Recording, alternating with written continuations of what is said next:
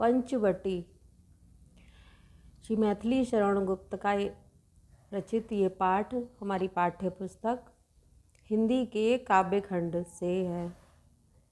संदर्भ ऐसे लिखेंगे, प्रस्तुत पद्यांश हमारी पाठ्य पुस्तक हिंदी के काव्य खंड से लिया गया है। पाठ का नाम पंचवटी है, जिसके रचयिता श्री मैथिली शरण गुप्त जी हैं। प्रसंग, प्रस्तुत खंड में पद्य खंड में प्रकृति की सुंदरता का वर्णन किया गया है। चांदनी, प्रकृति की सुंदरता और चांदनी रात्र का वर्णन किया गया है। चारु चंद्र की चंचल किरणें खेल रही हैं जलथल में, स्वच्छ चांदनी बिछी हुई है अवनी और अंबर तल में। पुलक प्रकट करती है धरती हरित तृणों की नोकों से, मानो झीम रहे हैं तरु भी मंद पवन के झोंकों से। चारु चंद्र की चंचल किरणें, यहाँ ये अनुप्रास अलंकार का सुंदर उदाहरण है। चारु क्योंकि यहाँ पर चा वर्ण की आवृत्ति बार बार हुई है। चारु चंद्र की चंचल किरणें, चारु सुंदर, चंद्र चंद्रमा की, चंचल किरणें सुंदर चंद्रमा की हिलती डुलती चंचल किरणें खेल रही हैं जल थल में। खेल रही हैं अर्थात बिखरी हुई हैं जल में और स्थल में, धरती पर, पानी पर, सभी जगह बिखरी हुई हैं।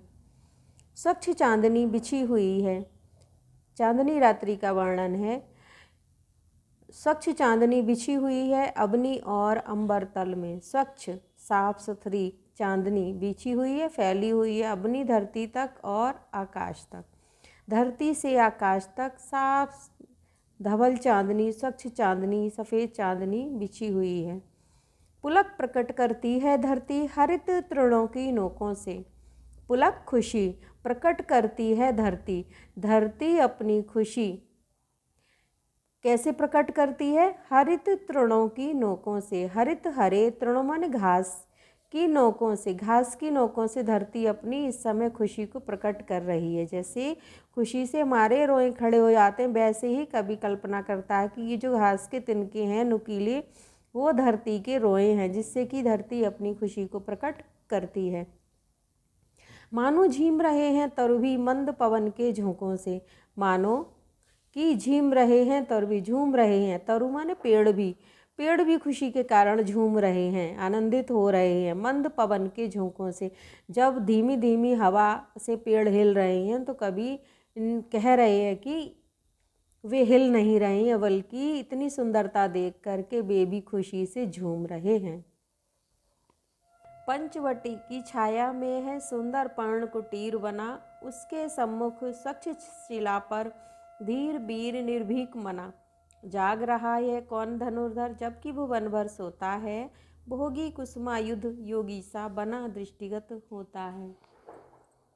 प्रस्तुत पद्यांश में वर्णन है कि ये पंचवटी, जहाँ पर श्री राम, लक्ष्मण और सीता के साथ अपनी वनवास का वर्णन है। पंचवटी नामक स्थान पर उन्होंने अपनी कुटिया बनाई है और उस पंचवटी में, पंचवटी की छाया में, ये जो पंचवटी अर्थात 5 वृक्षों का समूह, 5 वटों का समूह, वृक्षों का समूह, तो उस वृक्षों पंचवटी की छाया में ये सुंदर पर्ण कुटीर बना, पर्ण पत्तों की कुटिया बनी हुई है।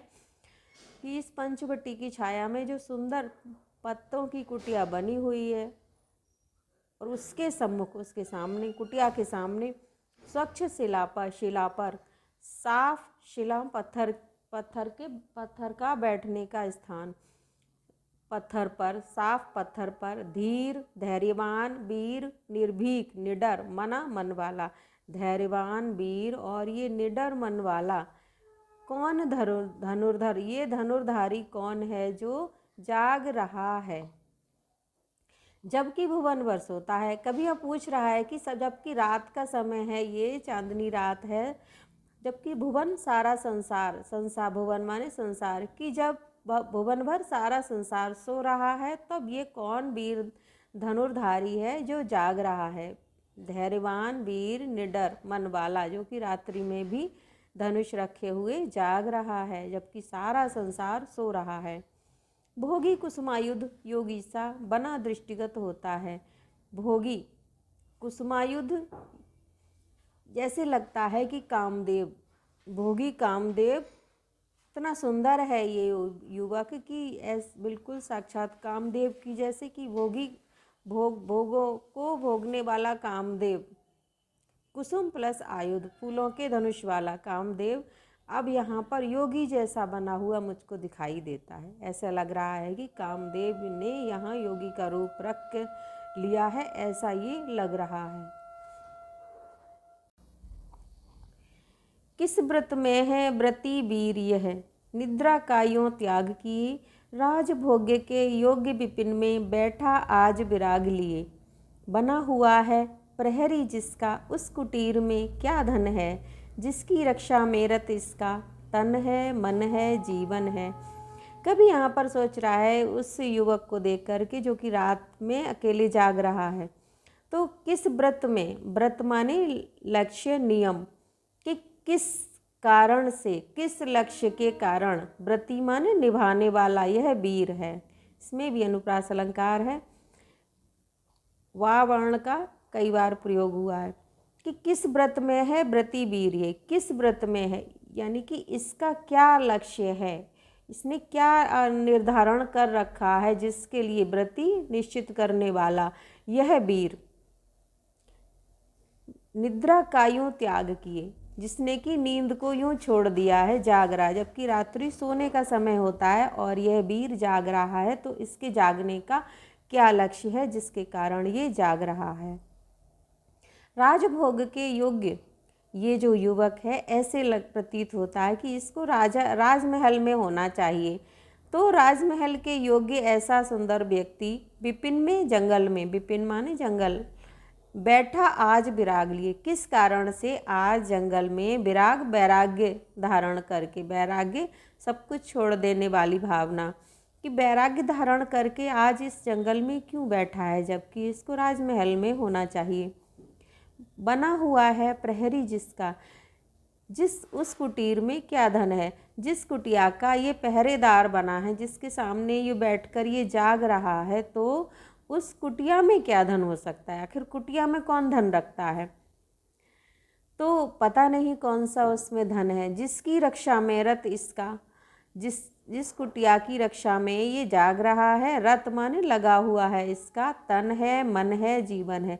जिस कुटिया की रक्षा में इसने अपना तन मन और जीवन लगा दिया है।